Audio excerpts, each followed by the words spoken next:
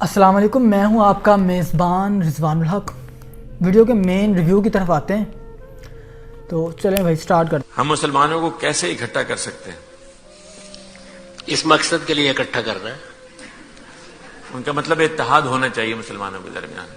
ایک یہ اتحاد فطرت کے تقاضوں سے ہوتے ہیں۔ مسلمانوں کو اتحاد سے زیادہ اختلاف کے آداب سیکھنے کی ضرورت ہے، اور اختلاف کے باوجود ایک دوسرے کا احترام سیکھنے کی ضرورت ہے، اختلاف کا اظہار کرنے کے سلیقے سیکھنے کی ضرورت ہے۔ یہ چیزیں سکھائی۔ ہم الزام تراشیاں نہیں کریں گے، جب ہم سوچ سمجھ کر بولا کریں گے، جب ہم پہلے تولیں گے پھر بولیں گے، جب ہم تحقیق کا طریقہ اختیار کریں گے، جب اپنے دین کو بھی ہم اس کی روح کے مطابق جانیں گے، جب اللہ کی کتاب کو بھی سچائی کے ساتھ پڑھیں گے، جب کوئی نئی بات، کوئی نئی تحقیق ہمارے سامنے آئے گی تو اس کی قدر کرتے ہوئے اس کو سمجھنے کی کوشش کریں گے۔ اس کے بعد یہ خواب بھی دیکھ لیجئے۔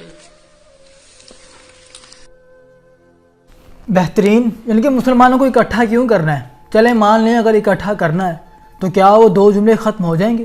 کیا مسلمان کو مسلمان کے ایمان پہ شک رہے گا؟ کیا انسان کو انسان پہ ہونے پہ شک رہے گا؟ مطلب کہ چلے اختلافات سب سے پہلے ہمیں دور کرنے ہیں۔ ہم لوگ دنیا میں ہی جنت اور دوزخ کا ٹکٹ دے دیتے ہیں، تو اختلافات کیسے دور ہوں گے؟ یعنی کہ ایمان کا فیصلہ انسانوں نے خود کر لیا ہے۔ ایمان کا فیصلہ اللہ کے ذمہ ہے۔ اللہ فیصلہ کرے گا کہ یہ ایمان والا ہے یا یہ ایمان والا نہیں ہے۔ اس کے بارے میں بڑی زبردست عثمان رضی اللہ تعالیٰ عنہ کے فرمان ہیں۔ جب وہ زخمی حالت میں تھے تو تب انہوں نے ارشاد فرمایا کہ تم مجھے قتل مت کرو، میں تمہارا مسلمان بھائی ہوں اور تمہارا خلیفہ بھی۔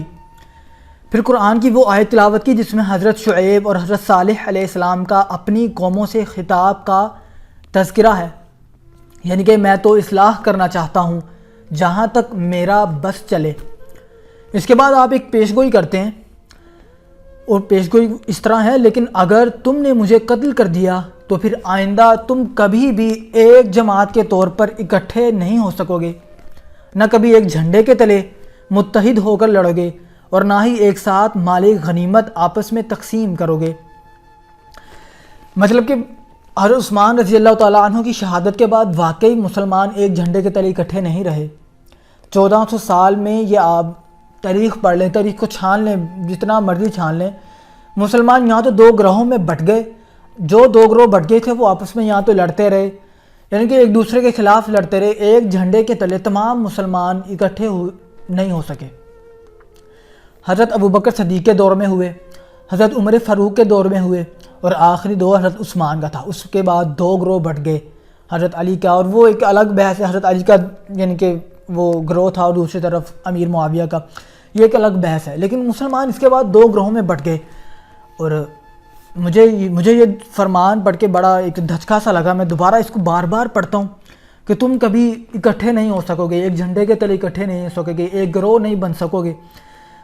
اگر ہم ایک گروہ بننا چاہتے ہیں تو یہ غامدی صاحب کا بڑا اچھا جن کے بیان ہے، اس کے بارے میں سورۃ حجرات میں بہت سی ایسی باتیں بتائی گئی کہ مسلمانوں کو کیسا ہونا چاہیے، ایک دوسرے پہ الزام تراشی نہیں کرنی چاہیے بغیر تحقیق کے، ایک دوسرے کو گالی گلوچ، یعنی کہ وہ تمام چھوٹی چھوٹی آیتوں میں یہ تذکرے سارے کیے ہوئے ہیں۔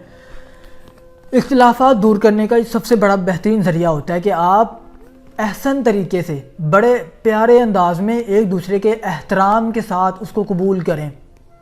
غامدی صاحب ہیں، بڑی سے بڑی بات کر جاتے ہیں اپنے مخالف کو، لیکن ہمیں پتہ ہی نہیں لگتا کہ یہ اس کے مخالف ہیں یا پھر وہ ان کے مخالف ہیں۔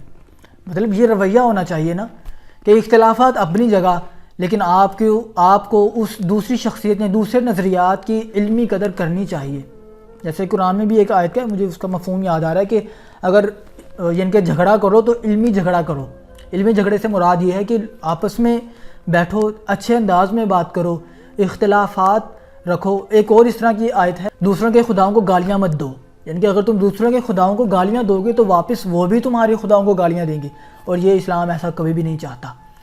یعنی کہ اختلافات قبول کریں دوسروں کے، لیکن علمی طریقے سے، جہالت والے طریقے سے نہیں کہ آپ اس کو بھی گالیاں نکالنا شروع کر دیں، اس کے ایمان کو پرکھنا شروع کر دیں، پھر اس کے جو بھی جس چیز کو بھی وہ مانتا ہے، جو بھی اس کا نظریہ ہے، وہ اس کو بس تہس نہس کرنے کی اس کی کوشش کرنا شروع کر دیں. یہ رویہ نہیں ہونا چاہیے. اگر مسلمان اکٹھا ہونا چاہتے ہیں, اگر ان کو اتحاد چاہیے,